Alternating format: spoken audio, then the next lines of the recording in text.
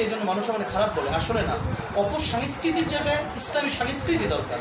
তিনি টিকটকে যায়, ফেসবুক রিলসে যায়, ইউটিউব শর্টসে যায়, সেখানে কিন্তু তিনি বেহায়াপনা কিছুই করেন না।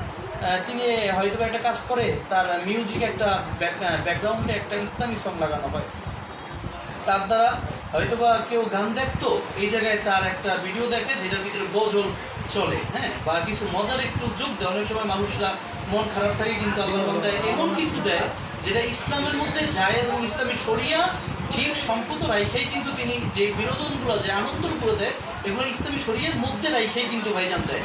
নবী আলাইহিস সালাতু ওয়াস সালাম দুষ্টমি করতেন, নবী আলাইহিস সালাতু ওয়াস সালাম অনেক আনন্দ করতেন। তো আলহামদুলিল্লাহ, আনন্দ করা এটা ইসলামী শরিয়াতে বহির্ভূত কোনো বিষয় না।